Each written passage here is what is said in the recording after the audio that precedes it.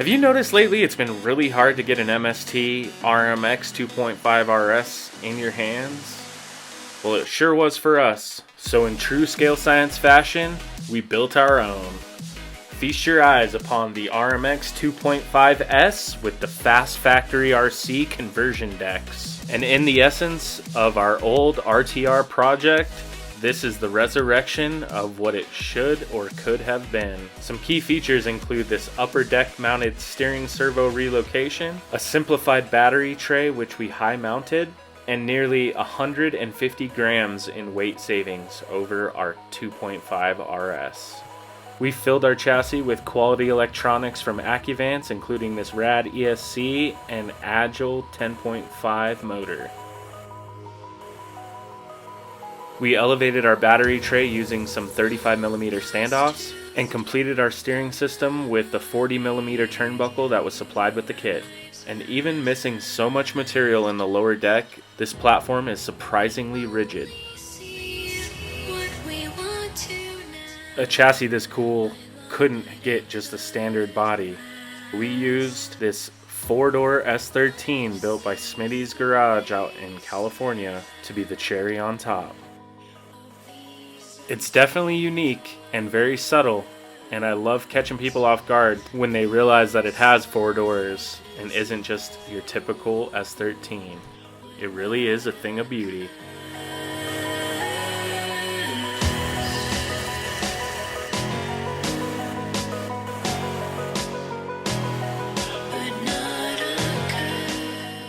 But if I'm being honest, the most surprising feature of this chassis was how well it drove on its first night out, cutting its teeth, breaking it in, seeing how it would perform.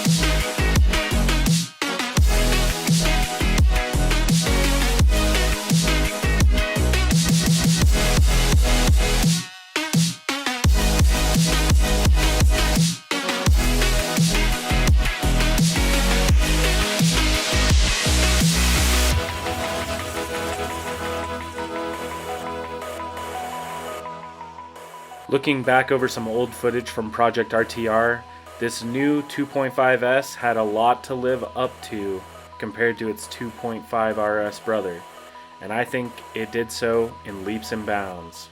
We were just as much in the train and having just as much fun, but let's compare some other points on this chassis. The biggest being the weight.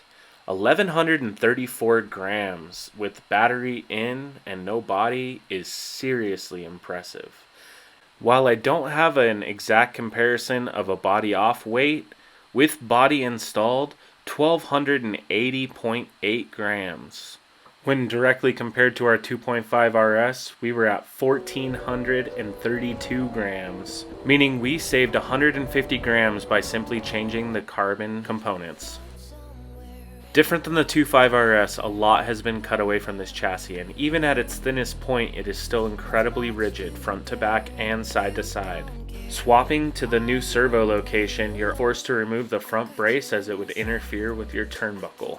The horizontally mounted top deck also forces you to ditch the rear brace, and even so, not a bit of drivability was lost. The aluminum steering joint plate MST part number 210590R has made a huge difference in the steering performance and setting up our ideal Ackerman angles. Recently this year we have experimented a lot more with gearing, and this car was no exception. We opted to run an 88 tooth spur and a 17 tooth pinion to really bring the FDR in a range that allows it to be very stable on throttle. We were working towards this on the old Project Rmx 2.5 RS, but never quite found the sweet spot like we did with the 2.5S. I really like how this chassis allowed me to do a sleek setup. All the wiring that's ugly is hidden underneath the battery with the receiver and gyro. The routing for the motor and ESC was really simple. It just has that Bluetooth look, tidy and clean. I'm really enjoying how smooth this car initiates and how smooth it transitions, has a great power band, and is a lot of fun to drive. I'm really happy to be out in the trains at Scale Science again in an RMX. But all these nice chassis are making it hard to decide which one to drive. I guess it could be worse. Now I stay away, you were never meant to save me. If you want to take your RMX to the next level, make sure you check out fastfactoryrc.com.